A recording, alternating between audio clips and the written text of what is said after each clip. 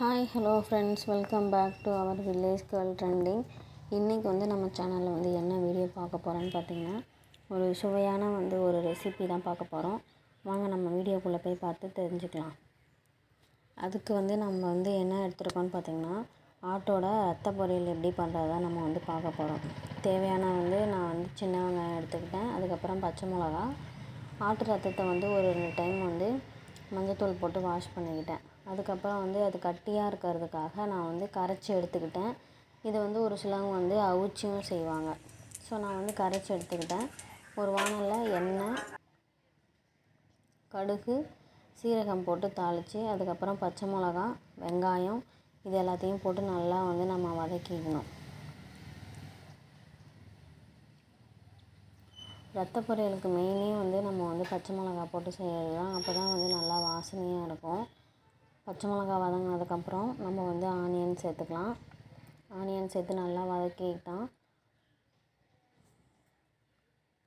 சின்ன வெங்காயம் நான் ஏன் சேர்த்துருக்கேன், சின்ன வெங்காயம் இன்னும் கொஞ்சம் நம்மளுக்கு நல்ல டேஸ்ட்டு கொடுக்கும்.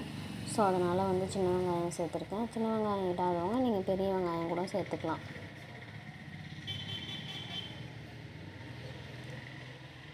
ஆனியன் இப்போ நல்லா வதங்கிடுச்சு. கலர் நல்லா மாறி வந்துடுச்சு.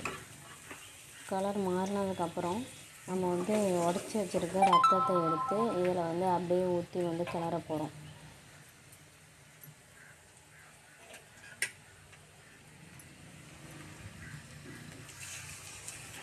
எவ்வளோ திக்காக இருக்குது பாருங்கள் ஃப்ரெண்ட்ஸ் ரத்தம். இது செய்யும்போது ஒரு சிலவங்களுக்கு பிடிக்காமல் இருக்கலாம், பார்க்கும்போது பிடிக்காமல் இருக்கலாம். பட் உடம்புக்கு அவ்வளோ நல்லது. ரத்தம் இல்லாதவங்க இந்த ஆட்டோட ரத்தம், சுவரொட்டி அந்த மாதிரி சாப்பிட்டிங்கன்னா ரத்தம் நம்ம உடம்புல சீக்கிரமாக ஊறும். அவ்வளோதான் ஃப்ரெண்ட்ஸ், எப்படி சீக்கிரமாக கலர் மாறிச்சு பாருங்கள்.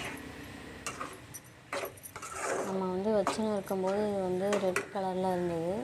இப்போ இதில் போட்ட உடனே வேறு மாதிரி ஒரு கலருக்கு மாற ஆரம்பிக்குது. ஏன்னா இதில் அயர்ன் கண்டென்ட் அதிகமாக இருக்கிறதுனால இந்த கலருக்கு இருக்குது. இது நல்லா டீப் ஃப்ரை பண்ணால் மட்டும்தான் நல்லாயிருக்கும். இது கூட ஒரு சிலர் என்ன பண்ணுவாங்கன்னா, முட்டை உடச்சி ஊற்றி செய்வாங்க. இந்த ஸ்மெல் அவங்களுக்கு வரக்கூடாது அப்படின்றதுக்காக. நீங்கள் டீப் ஃப்ரை பண்ணால் ஸ்மெல்லாம் வராது, நல்லாயிருக்கும். அவ்வளோதான் ஃப்ரெண்ட்ஸ், நம்ம செஞ்சு முடித்தாச்சு. வேறு ஒரு பாத்திரத்தில் ட்ரான்ஸ்ஃபர் பண்ணிவிட்டு சாப்பிட்லாம் ஃப்ரெண்ட்ஸ். நீங்களும் இதே மாதிரியே செஞ்சு பாருங்கள். கண்டிப்பாக ரத்த பொரியல் உங்களுக்கும் பிடிக்கும். தேங்க்யூ.